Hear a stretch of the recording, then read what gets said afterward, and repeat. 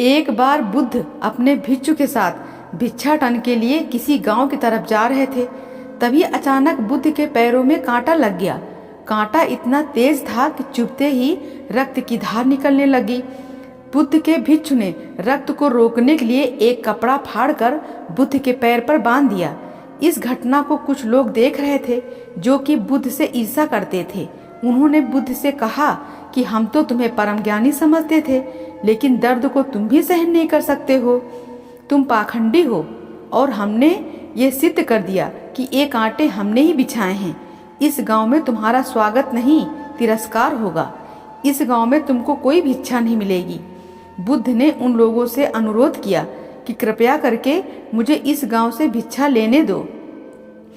बुद्ध के ईर्ष्यालुओं ने बुद्ध का उपहास बनाते हुए कहा कि अगर तुम्हें भिक्षाटन के लिए इस गांव में आना है तो तुम्हें अपने रक्त की बलिदानी देनी होगी। तुम्हें इस कांटों के रास्ते से गुजरना होगा। भगवान बुद्ध ने उनकी चुनौती को स्वीकार कर लिया और कांटों के रास्ते पर चलने के लिए अपने कदम बढ़ाने लगे। बुद्ध मुस्कुराते हुए कांटों पर चलने लगे। बुद्ध के साहस को देखकर गांव वाले चकित रह गए। कुछ लोगों की आंखें फटी की फटी रह गई। गांव वाले सोचने लगे कि बुद्ध भिक्षा के लिए दूसरे गांव भी जा सकते थे, तो फिर कांटों पे चलकर क्या साबित करना चाहते हैं। गांव वाले बुद्ध के संदेश को इतनी जल्दी नहीं समझ पाए। यहाँ पर बात भिक्षा की नहीं थी, बल्कि जीवन को बदलने की थी। गांव वालों की भीड़ में एक सुमित नाम का युवक था जो बुद्ध पर हो रहे अत्याचार को देखकर दुखी हो गया। सुमित दौड़कर गया और बुद्ध के पैरों के सामने से कांटे को हटाने लगा। बुद्ध के ईर्ष्यालु सुमित को रोकने लगे और गांव से दाना पानी न देने की धमकी देने लगे। सुमित ने किसी की ना सुनी और कांटों को हटाते हुए बोला, भगवान, आप इन मुट्ठी भर लोगों के वजह से अपने आप को कष्ट मत दीजिए। आप गांव में प्रवेश कीजिए। बहुत सारे लोग आपको भिक्षा देने के लिए आतुर हैं। बुद्ध ने सुमित को अपने पास बुलाया और आशीर्वाद देने लगे। सुमित पीछे हट गया। भगवान, आप मुझे छूकर अपने आप को अपवित्र और दूषित न करें। महात्मा बुद्ध ने कहा, तुम अपने आप को दूषित क्यों कहते हो? स्पर्श से कभी कोई दूषित नहीं होता। मनुष्य तो लोभ, लालच, घृणा, ईर्ष्या से दूषित होता है। तुम्हारे अंदर तो प्रेम भरा है। तुम दूसरों का सुख चाहते हो। तुम तो पवित्र हो।